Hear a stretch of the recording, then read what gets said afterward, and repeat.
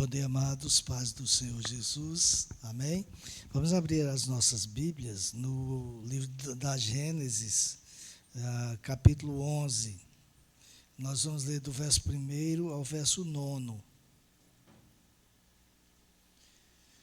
Gênesis, capítulo 11, bem fácil de encontrar, não é? Do verso 1 ao verso 11. Amém? O texto sagrado diz o seguinte: em toda a terra havia apenas uma língua e uma só maneira de falar. Os homens partiram do Oriente, encontraram uma planície na terra de Sinar e habitaram ali.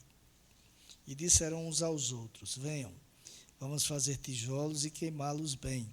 Os tijolos lhes serviram de pedra e o betume de argamassa. Disseram: venham, vamos construir uma cidade e uma torre cujo topo chega até os céus e tornemos célebre o nosso nome para que não sejamos espalhados por toda a terra. Então o Senhor desceu para ver a cidade e a torre que os filhos dos homens estavam construindo. E o Senhor disse: eis que o povo é um e todos têm a mesma língua. Isto é apenas o começo. Agora não haverá restrição para tudo o que planejam fazer.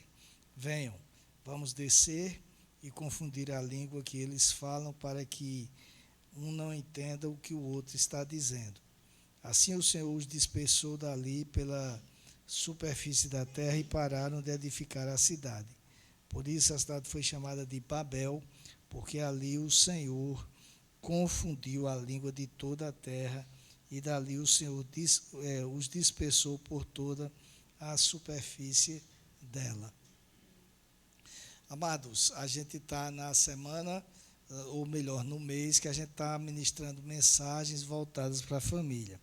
E muitos podem perguntar o que esse texto que acabamos de ler tem a ver com o assunto família, em que ele é relevante para falarmos sobre família.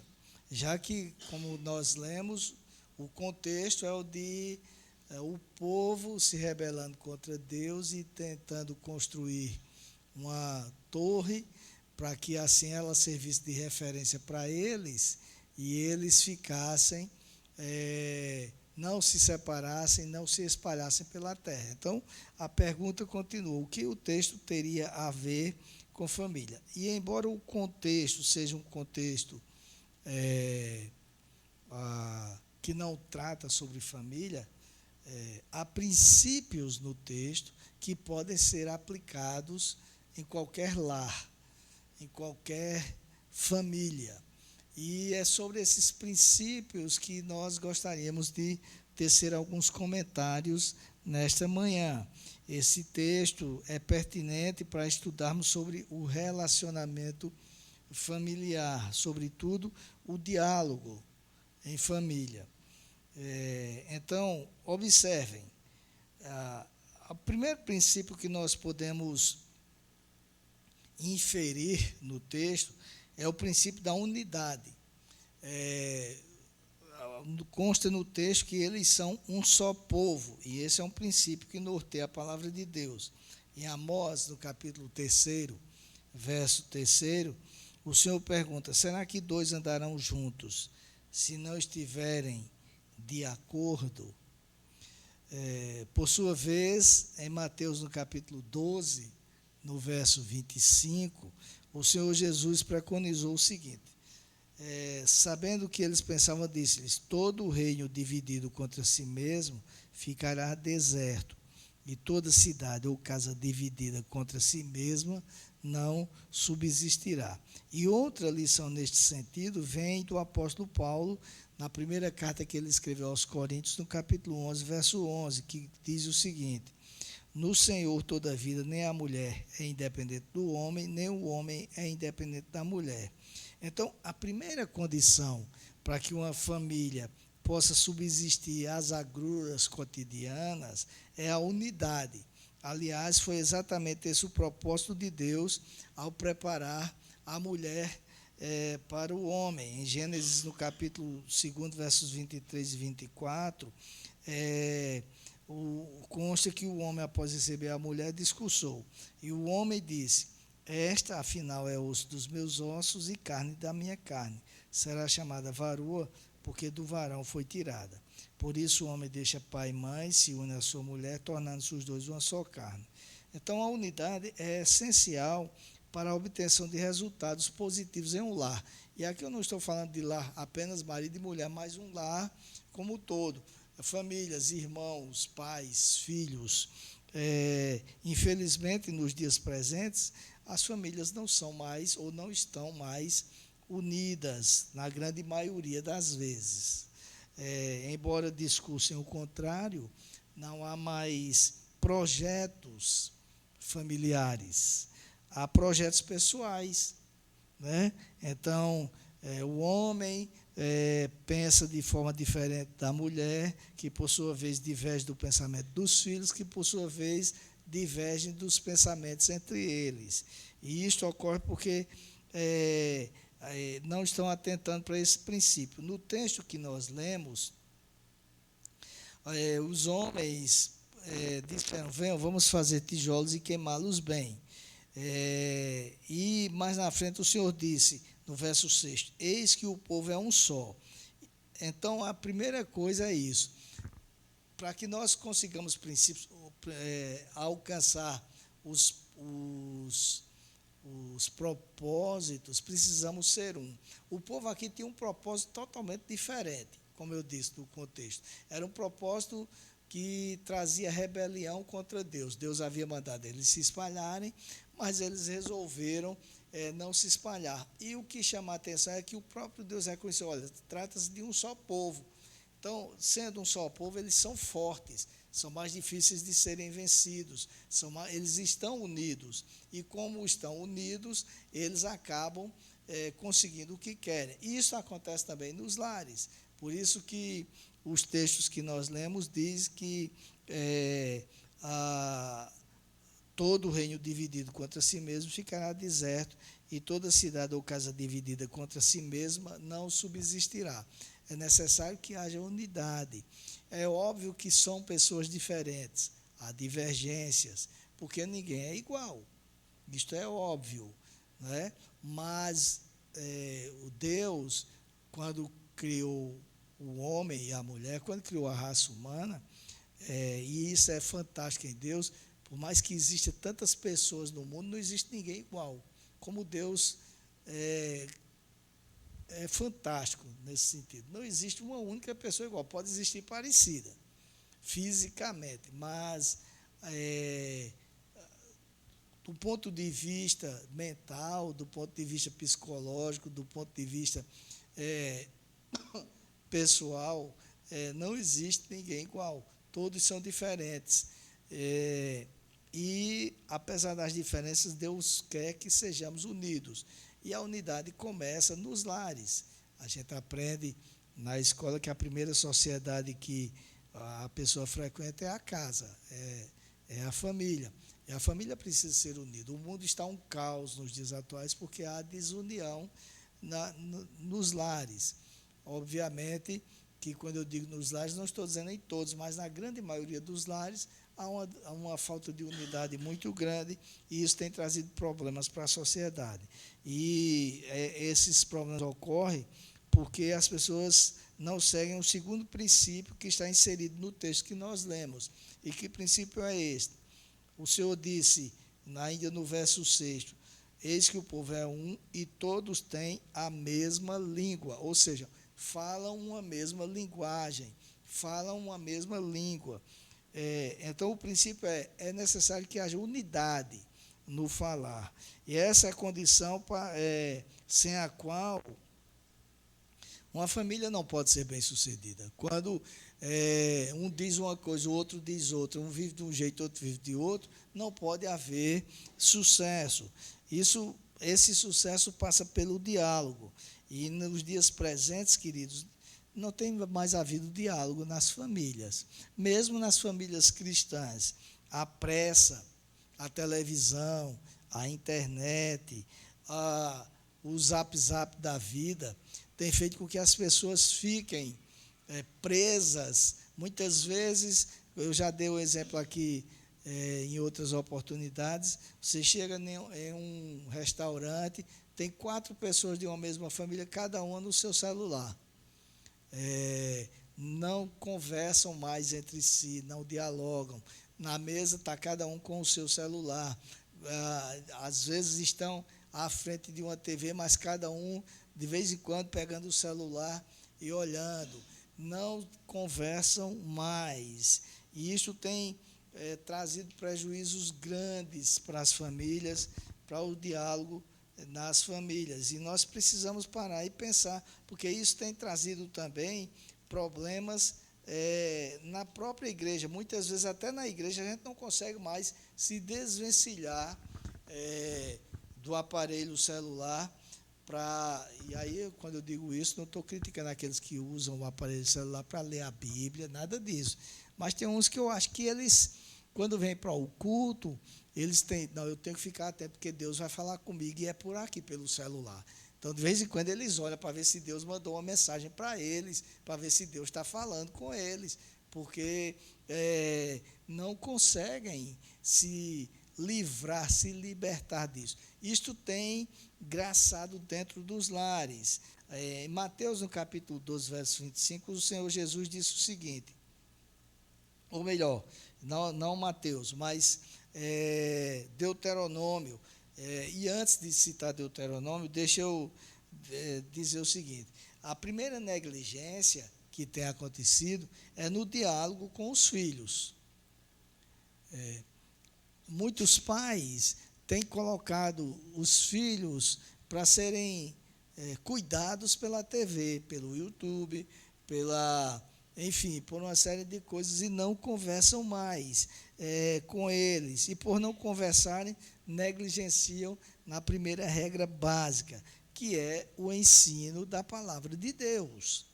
E aí sim, eu quero citar Deuteronômio capítulo 11, versos 18 e 19, que tem uma ordem dada por Moisés, e a ordem é a seguinte: ponham estas minhas palavras no seu coração e na sua alma, amarrem-nas como sinal na mão, para que sejam por frontal entre os olhos.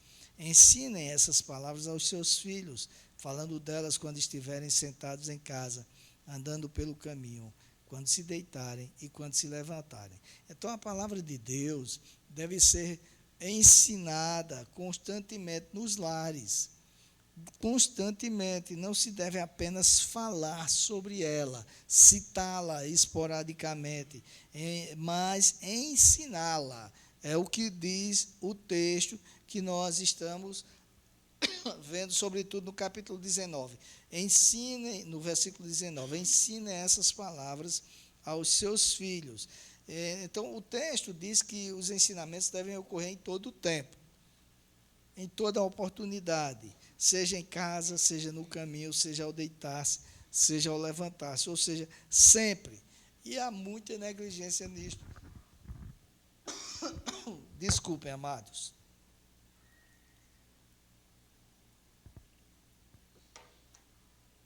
Há muita negligência em relação à palavra de Deus nos lares. E alguns esperam que tenha tempo, mas se a gente for buscar um tempo que dê para todo mundo, não vai encontrar nunca. Ou a gente cria o tempo, ou então a gente não vai ter tempo nunca de falar sobre a palavra de Deus nos nossos lares. Então, muitos querem que seus familiares sejam servidores do Senhor. Não poderia haver maior incoerência, porque alguém só pode servir a outro de duas formas: ou por amor ou por obrigação. Não existe outra forma. Ou a pessoa faz, é o jeito, né? Tem que fazer, vou fazer. Ou então porque ela ama fazer aquilo. Infelizmente, muitos têm feito com que têm buscado envolver seus parentes, seus filhos, seus pais, seus irmãos na igreja, mas não têm ensinado a palavra de Deus para que eles entendam por que devem se envolver.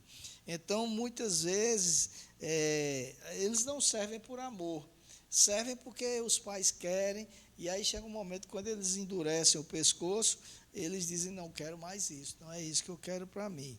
Para que se sirva por amor, é necessário que se conheça aquele que é servido. Eu só posso servir alguém por amor quando eu conheço esse alguém e sei que esse alguém merece, de fato, o meu serviço. Eu pergunto, como é que pode haver ensino constante nos lares se não há diálogo, se não há conversa? Antigamente, meus amados, como eu citei agora há pouco, a hora das refeições era um momento de unidade familiar, não é?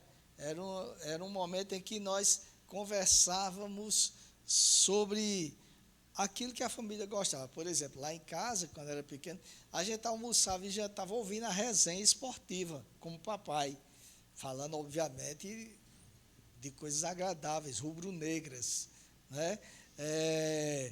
Ainda hoje, quando eu vou comer, de vez em quando eu lembro dessas coisas, porque era uma prática. A gente conversava e dialogava, ouvia e comentava uma coisa ou outra. Hoje em dia, a gente não conversa mais na hora da refeição, não há mais diálogo, porque muitas vezes a gente almoça diante de uma televisão, ou lá no quarto, na frente do computador, cada um no seu espaço. A mesa deixou até de ser um lugar onde as pessoas podem se alimentar e conversar. Não há mais diálogo. E por não haver diálogo, não existe mais carinho entre os membros de uma família. Nem entre pais e filhos, nem entre cônjuges, nem entre irmãos. Tudo isso desaparece com o tempo, porque não há amor que resista à falta de diálogo. O diálogo é importante para que os objetivos sejam alcançados. Então, observem que o texto diz assim: esse povo fala uma só língua. E quando diz fala uma só língua, está dizendo assim, eles estão se entendendo. Eles conversam entre eles. E aí o texto é interessante porque diz assim, agora não haverá restrição para tudo o que planejam fazer. Porque como conversavam, tinham a mesma língua, havia diálogo, havia congraçamento, havia comunhão no falar e no viver, então nada os impediria de alcançar os objetivos que eles haviam traçado. Por isso que a terceira lição extraída do texto que nós lemos inicialmente é essa. Ele diz, nada poderá impedir o que planejam fazer. Pelo fato de falarem a mesma língua, de serem um, era um povo forte na busca dos seus objetivos. Um lar que quer ser bem-sucedido nos seus projetos precisa ser unido. E não há união, como eu disse, sem diálogo, né? Quando havia unidade e havia diálogo, então era um povo forte naquilo que planejava fazer. Já viram que muitas vezes as pessoas têm projetos independentes, não conversam entre si, fica mais difícil de alcançar seus objetivos. É o mesmo que Deus planeja para a família, queridos. Uma família que dialoga, que é unida, é uma família forte na vida. É mais fácil de vencer as adversidades. Não quer dizer que as adversidades não virão. Elas virão. Virão, sim. Mas é mais fácil vencer unidos do que cada um por si, Deus por todos. As famílias estão sucumbindo diante das armadilhas do diabo, porque o diálogo foi banido dos lares. Em consequência, as igrejas estão se enfraquecendo, porque a igreja é um reflexo da família. Eu já falei aqui que tem uma frase que foi cunhada pelo pastor saudoso Ari Veloso, que foi o pastor fundador da Igreja Batista do Morumbi. E lá eles têm até hoje este lema, vamos dizer assim, que uma igreja é forte à medida em que seus lares são fortes.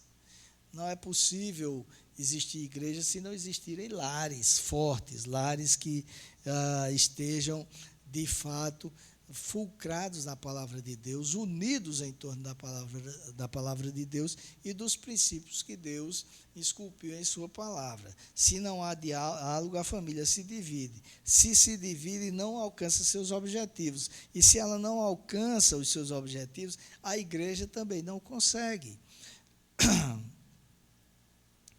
Hoje, quando nós estávamos saindo de casa para vir para cá, vizinho ao nosso apartamento mora uma família que é da igreja presbiteriana.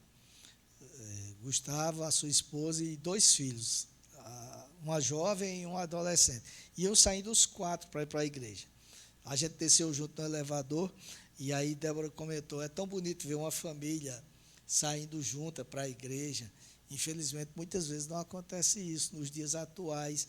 Muitos não, uns vão para um canto, outros vão para outro, e é por isso que as igrejas têm sucumbido, porque as famílias não estão mais unidas em torno de um projeto que foi o projeto que Deus criou. Porque é fácil a família sair toda para a igreja quando os filhos são pequenininhos que vêm, mas quando eles já estão adultos, que querem vir juntamente com os pais, isso é muito gratificante, e penso que para Deus também. Então, nós precisamos entender isso. As igrejas têm sofrido. A gente estava conversando agora há pouco na sala da escola bíblica e estávamos falando sobre isso, que hoje em dia as pessoas não querem mais vir. As famílias, antigamente a escola bíblica era um projeto de família. As famílias, elas podiam até perder o culto à noite, mas não perdiam a escola bíblica. E tinha, como eu já falei outro dia, conversando lá nos oficiais, tem alguns aqui que são da época, né? Tinha a chamada, e lá na chamada tinha quantas Bíblias tinha vindo para a igreja, quantos visitantes, as ofertas de cada sala, e, enfim, e tinha um relatório no final da escola bíblica de quantas Bíblias haviam sido trazidas para a igreja, de todas as salas, de quanto tinha sido a oferta, de quantos visitantes havia. Era algo que as famílias faziam questão de participar. Nos dias atuais não querem mais. Não querem mais. Isto mostra que está havendo um enfraquecimento nos lares. E nós precisamos entender isto. Então, este texto que nós lemos, embora não tenha, como eu disse no princípio, relação com a família, os princípios que estão nele são plenamente aplicáveis. O princípio da unidade, o princípio do diálogo e o princípio de conseguirem aquilo que planejam fazer em unidade. Se as nossas famílias andam nessa condição, amém, é bom, na condição de colocarem os princípios em prática, está tudo bem, mas se não, é hora de mudar. É hora de nós agirmos, pedirmos a Deus sabedoria para que Ele nos ajude a voltar a colocar em prática esses princípios. Que Deus nos abençoe e nos dê a graça de vivenciar cada princípio desse que está na sua palavra. Pai, em nome do Senhor Jesus, eu peço que Tu nos dê a graça de, como famílias, vivermos segundo a Tua palavra. São princípios simples, fáceis de serem colocados em prática, mas difíceis de serem vivenciados, porque fazem com que nós abramos mão do nosso eu, do egoísmo que existe dentro de cada um, para que possamos viver em unidade em prol de um projeto que foi criado por Ti. Então, nos ajude a ver dessa forma. Se tudo tenha ocorrido assim, que seja, continue assim, louvamos a Ti por isso, mas se não, que Tu nos ajude a mudar, para que assim os lares sejam fortes e as igrejas se tornem ainda mais fortes. É a nossa oração, no nome de Jesus.